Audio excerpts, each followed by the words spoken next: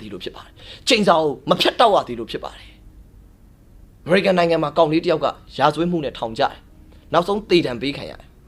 အဲ့ကောင်လေးကသူကငငယ်လေးတွေကမွေးလာကြတဲ့ကသူ့မိဘတွေကဆွန့်ပစ်လိုက်လို့ဆိုဆေးရုံကနေပြီးတော့မိခင်ကြီးတူကမွေးစားလိုက်တယ်အဲ့မိခင်ကြီးတူရှိမှလဲသမီးတယောက်ရှိတယ်အဲ့သမီးကအဲ့သားနဲ့ရွယ်တူပဲ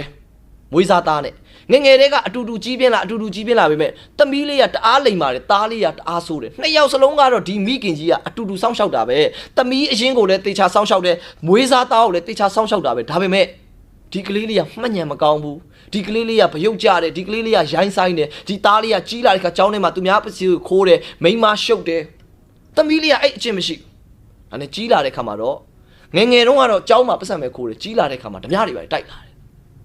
မတရားသောမေထုံမိအမှုတွေမိဝဲလာတယ်နောက်ဆုံးရဲတွေသူ့ကိုဖမ်းတဲ့အချိန်မှာထောင်ဖောက်ပြေးပြီးတော့လူတက်မှုတစ်ခုထပ်ပြီးတော့ကျူးလွန်တယ်နောက်ဆုံးသူ့ကိုပြန်မိတဲ့အခါပါတေတံပေးလိုက်ရတယ်အဲ့နဲ့သူ့ကိုမွေးစားခဲ့တဲ့မိခင်ကမွေးကလေးကခေါ်လာတာဖြစ်တဲ့အတွက်အယမ်းခံစားရတယ်ဘာလို့ဆိုအယမ်းချစ်တာအမေငါသမီးကတော့ငငယ်လေးတွေကဒီအကျင့်မရှိဘူးဒီသားငါငငယ်တွေကဒီအကျင့်ရှိတာကိုတွေ့ရတယ်နောက်ဆုံးဆေးရုံကိုလိုက်ပြီးသွားစစ်တယ်ဆေးရုံမှာဘာတွေ့ရလဲဆိုတော့ဆေးရုံမှာပြန်ပြီးအဲ့လက္ခဏာတွေကိုပြန်မေးကြည့်ပြီးပြန်စစ်လိုက်တဲ့အခါမှာဒီကလေးလေးကိုလာဆွန့်ပစ်ခဲ့တဲ့မွေးခဲ့တဲ့မိခင်ကြီးရဲ့အမျိုးသားသူ့ရဲ့အမျိုးသားရဲ့အဖေဖြစ်တဲ့ဒီကလေးလေးရဲ့ဖခင်နဲ့အဖိုးဟာပြည်တစားလုပ်ငန်းတွေကိုလုပ်တဲ့သူတွေဖြစ်နေတယ်ဒီသူတို့ရဲ့ဖခင်နဲ့အဖိုးဟာဓမြတိုက်တဲ့အဖွဲ့အစည်းခေါင်းဆောင်တွေဖြစ်နေတယ်တကက်အရက်ဆိုင်တွေဖွင့်ဘားတွေဖွင့်ကလပ်တွေဖွင့်ပြီးတော့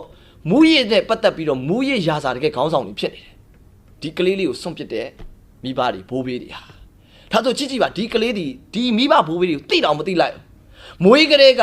မွေးစားမိခင်နဲ့အတူနေတာဒါပေမဲ့သွေးထဲမှာပါလာတယ် generation sins က generation curse ကကျွန်တော်တို့ရဲ့အထဲမှာကျွန်တော်တို့လက်ထက်မှာပြန်ဖြစ်ဖို့အတွက်ကျွန်တော်တို့လက်ထက်မှာဒီဟာမျိုးပြန်ကြုံဖို့အတွက်ကျွန်တော်တို့ကအမွေခံရတယ်